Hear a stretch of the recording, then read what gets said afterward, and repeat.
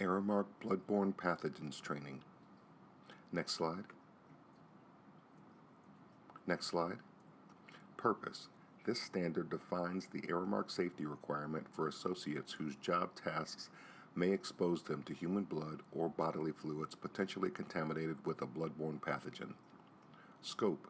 This standard applies to all Aramark associates who have been determined to have a reasonably anticipated occupational exposure to bloodborne pathogens. Next slide. Responsibilities. Site manager has overall program responsibility for implementation of the standard. Assigns BBP standard administrator using the standard administrator and at-risk worker notification. Confirms exposed associates receive appropriate training.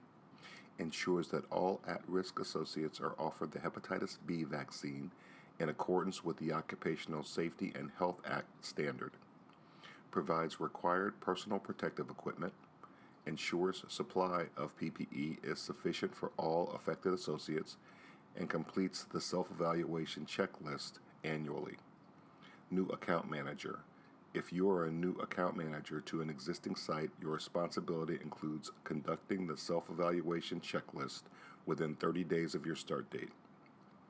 Standard administrator. The standard administrator is responsible for the development, implementation, and administration of the site's BBP policies. The standard administrator conducts workplace hazard assessments to determine the presence of hazards which necessitate implementation of the BBP standard. Reviews existing job tasks to determine if associates may be exposed to contaminated human blood or other potentially infectious bodily fluids. Selects and purchases appropriate PPE, ensures BBP training is provided for all associates whose job descriptions include the tasks that expose them to potentially contaminated blood or bodily fluids in accordance with the OSHA standard. The training is offered before beginning job tasks that have reasonably anticipated exposure, at least annually for all at-risk associates. Ensures that each at-risk associate is offered the HBV in accordance with the procedure. Provides training, guidance, and assistance to supervisors and associates on the proper use and disposal of approved PPE, periodically reevaluates the suitability of previously selected PPE BBP. Next slide. Supervisors, leads, etc., and or other designated persons have the primary responsibility for implementing and enforcing the BBP standard by ensuring affected associates wear appropriate PPE where exposure to BBP is possible, providing access to appropriate PPE and making it available to associates, ensuring that associates properly protect themselves when exposed to BBP, ensuring that workers follow safe work practices to reduce risk of transmission of BBP. Associates understand BBP exposure and protect themselves from BBP exposure.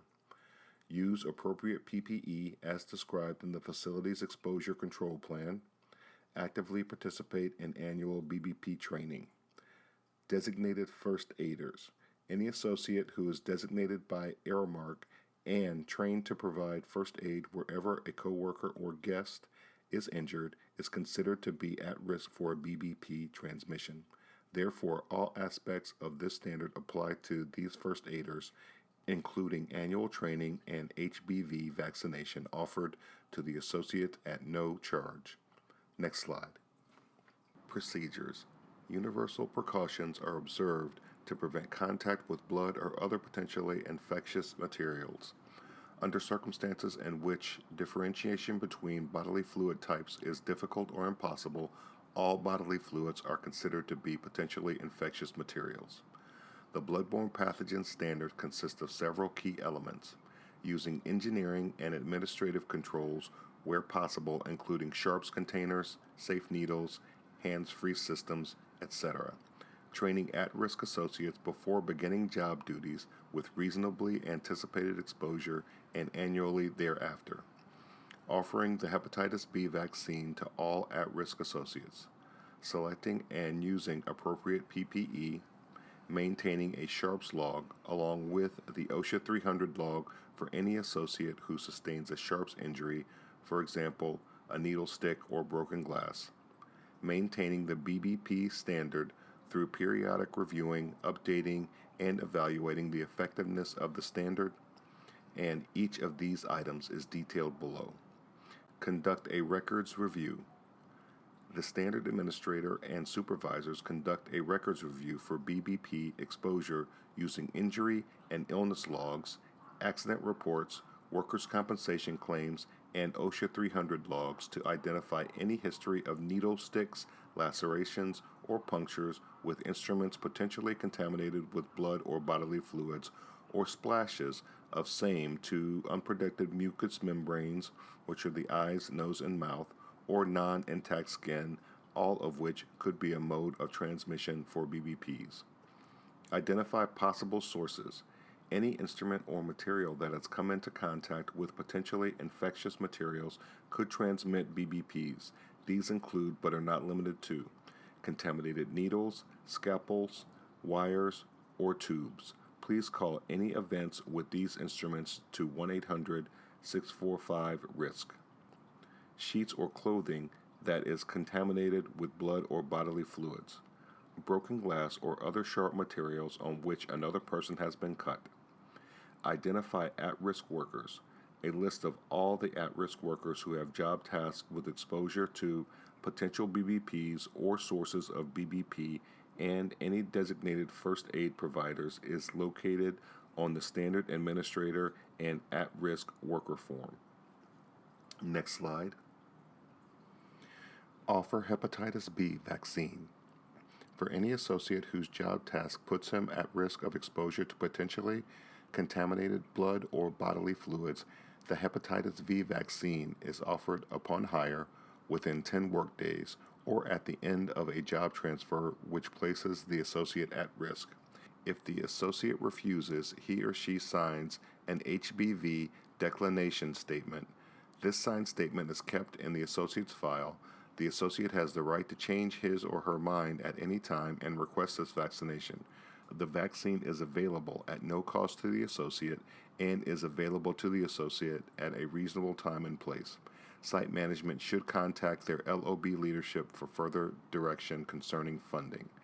Hepatitis B vaccination services are typically provided through local occupational health services providers. Site management should check with their workers' comp, medical, or other occupational health service providers to inquire if they offer this service. Typically, hepatitis V vaccine consists of a series of 3 doses given over a 6-month period. The second dose is given 4 weeks after the first, and the third dose 5 months after the second. Personal protective equipment. Associates deemed to be at risk to exposure to BBP are required to wear personal protective equipment, including but not limited to non-latex gloves used when handling any potentially infectious materials, face mask or face shield if there is the risk of splash, and a gown if there is the risk of splash. Blood or other potentially infectious material cleanup procedure.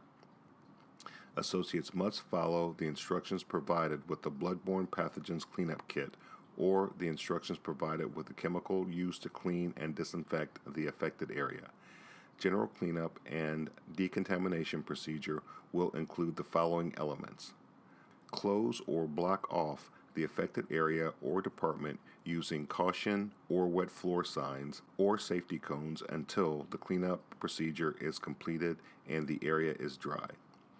Put on the disposable plastic apron, face mask, and shoe covers. Put on the disposable gloves. Sprinkle the absorbent material to the spill and allow it to stand for at least 1 minute or until the fluid is fully absorbed and gelled. Apply the approved disinfectant to the spot. Hold the bottle 6 to 8 inches from the surface to be treated. Spray the area until it's covered with a solution. Carefully follow the directions on the product container for appropriate contact times. Next slide.